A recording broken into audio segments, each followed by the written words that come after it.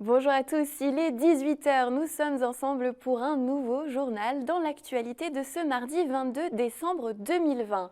Il pourra accueillir 5000 personnes. Le stade de Chambéry pourra bel et bien voir le jour, mais le projet a divisé l'équipe municipale. La première adjointe Aurélie Lemeur défendait un projet moins ambitieux.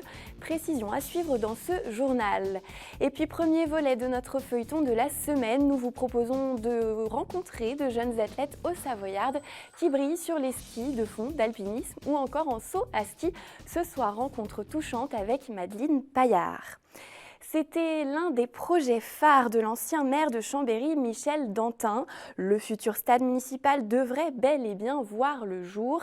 Après de longs mois d'échanges et de désaccords, le conseil municipal a finalement acté la semaine dernière le début des travaux.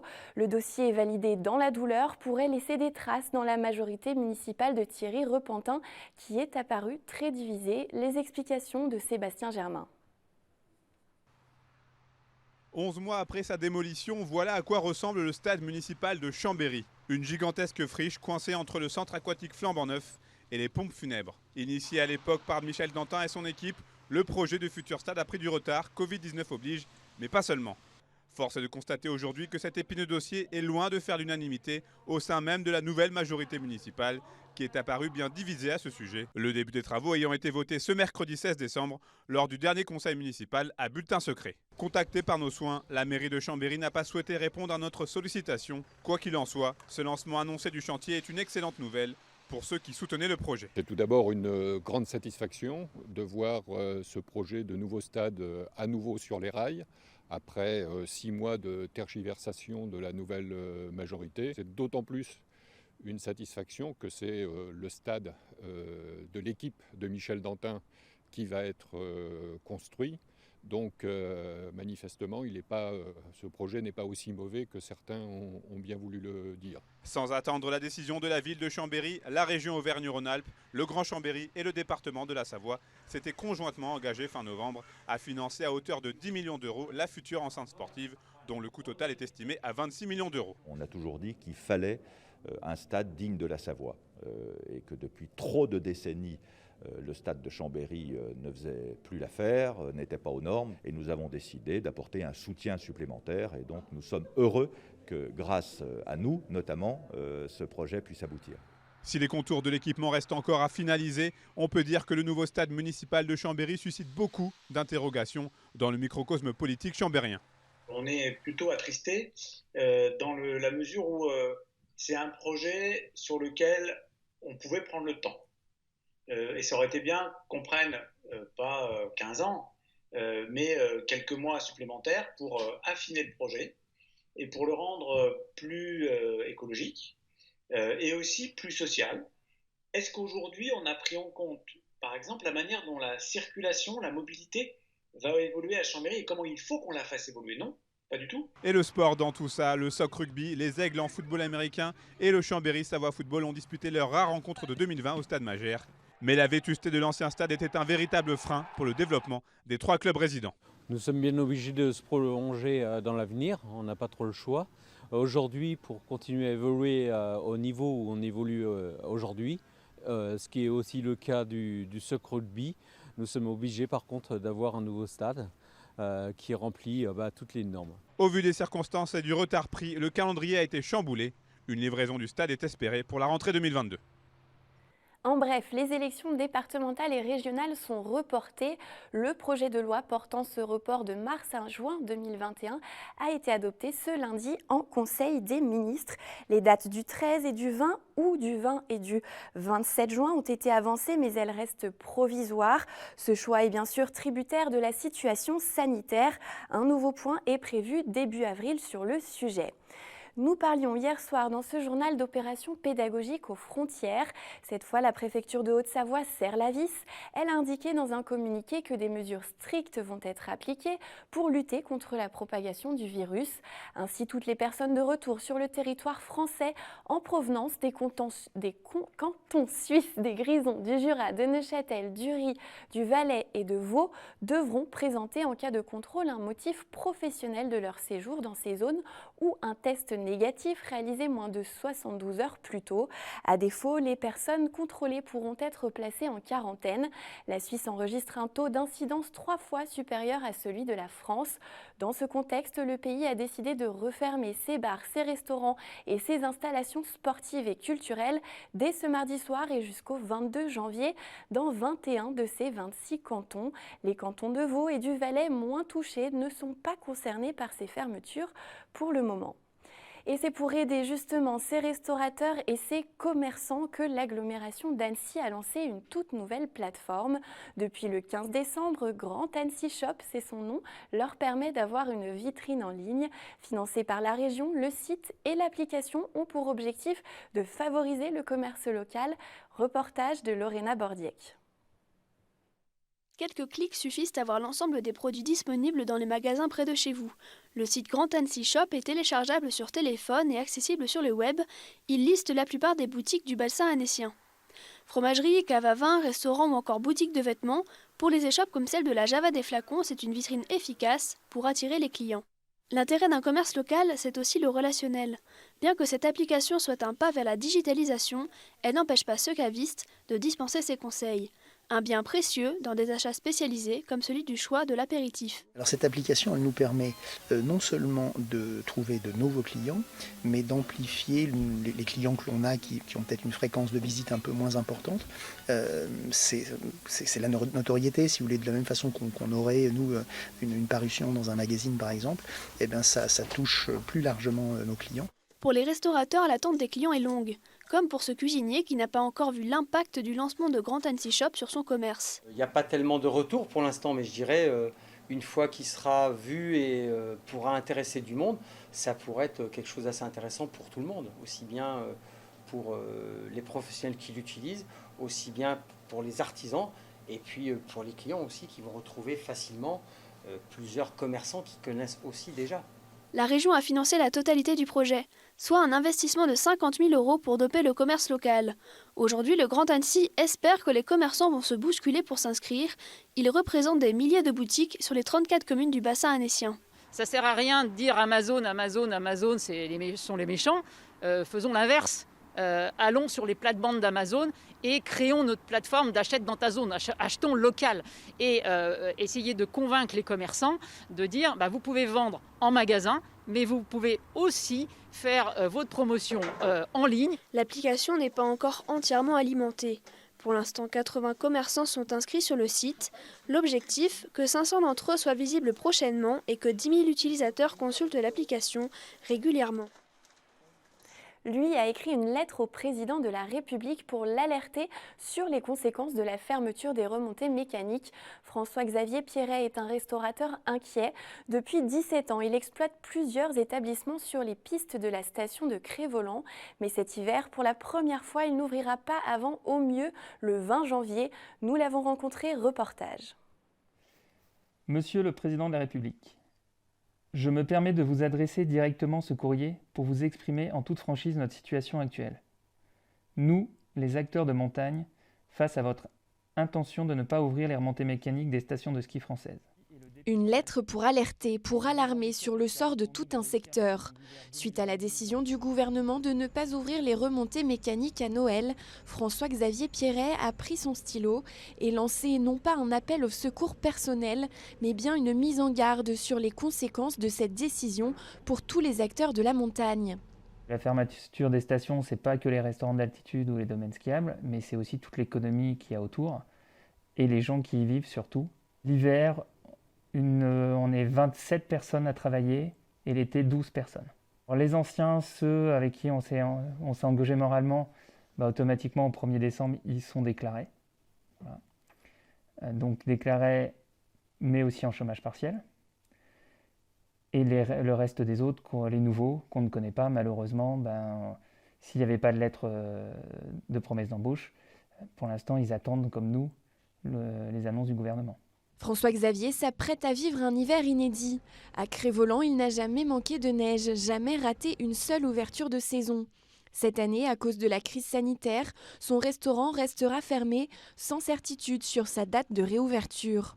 Pour beaucoup de restaurants d'altitude, on a une activité qui démarre au mois de septembre, où on fait rentrer tout ce qui est épicerie, tout ce qui est boisson avant la neige et nos réserves sont déjà chargées. François-Xavier possède à quelques pas de là un deuxième établissement, un autre restaurant et des appartements en location. Les chambres étaient prêtes à accueillir un mariage annulé en dernière minute. Alors pour sauver les meubles cet hiver, tous les espoirs du propriétaire reposent sur ce food truck. L'année dernière, on avait mis en place un food truck, une cellule posée sur une dameuse. Ça va être sans doute une possibilité pour nous d'avoir un minimum d'activité sur l'hiver qui arrive. François-Xavier Pierret sait que son courrier n'aura sans doute pas de réponse avant des mois. Il garde l'espoir de voir ses restaurants à nouveau pleins de vie d'ici quelques semaines. Et nous restons dans le domaine de la gastronomie avec mon invité du soir. Il s'agit d'Alain Lamouille. Bonsoir. Merci d'être avec nous sur le plateau de ce journal. Vous êtes le nouveau président du syndicat interprofessionnel du fromage d'abondance, le SIFA pour le dire plus simplement. Et vous avez succédé à Emmanuel Chessel qui a été président du SIFA pendant 12 ans. Est-ce que vous espérez rester aussi longtemps à la tête de ce syndicat ? Bonsoir à tous.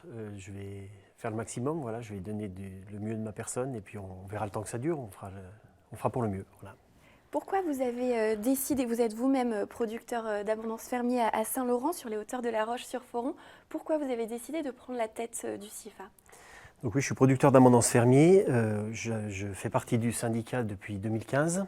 Donc il y a déjà 5 ans que je suis un peu dans le bain. J'ai à cœur de faire avancer le produit, de maintenir la qualité du produit, la développer encore, et puis de faire que tout ça avance dans de bonnes conditions, quoi.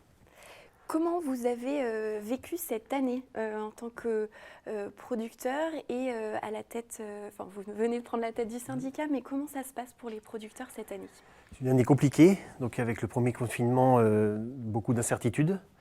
Donc les gens plus ou moins touchés suivant les niveaux. On a eu une grosse peur, donc une demande de baisser la production de 20% ce printemps. Ça s'est vite avéré que c'était pas si catastrophique que ça. Donc les consommateurs ont joué le jeu, donc on continue à consommer nos produits. C'est sûr, beaucoup de difficultés pour les restaurateurs par contre. Tous les créneaux qu'on avait en restauration ont été stoppés du jour au lendemain. Donc on a des producteurs qui ont été plus ou moins touchés suivant les marchés que chacun a, quoi. Comment vous, personnellement, vous vivez cette année dans votre GAEC des Chenevifs que vous dirigez avec votre épouse et votre sœur ? Oui, tout à fait. Donc nous, on a eu, par contre, un revers de médaille intéressant, c'est qu'on fait beaucoup de ventes directes et les gens sont, par contre, beaucoup venus sur l'exploitation. Donc vraiment une nouvelle clientèle qui est venue et qui continue à venir aujourd'hui. Donc ça a été un côté très positif pour nous. Voilà. Un changement, finalement, dans les modes... Oui, voilà, un changement, un développement de notre activité de vente directe. Vous travaillez donc en famille. En famille, oui. Qu'est-ce que ça vous apporte en plus ? De la richesse, voilà, des échanges, des projets vraiment communs. C'est vraiment des projets de famille, on va dire. Voilà. Ça va plus loin que l'exploitation, c'est des réels projets de famille. Et vous êtes passé en bio cette année ? Donc je suis en conversion bio, oui. Pourquoi ce choix ? C'est un choix qu'on avait depuis longtemps avec mon épouse, voilà, derrière la tête. Et c'est vraiment une concrétisation de ce qu'on fait déjà depuis plusieurs années, c'est de ne plus utiliser d'engrais, plus de pesticides, donc ça fait déjà une quinzaine d'années qu'on le fait. Ça permet de concrétiser tout ça avec un autre suivi, une autre façon de suivre le troupeau, beaucoup plus intéressante et beaucoup plus proche de ce qu'on a envie de faire aujourd'hui, quoi.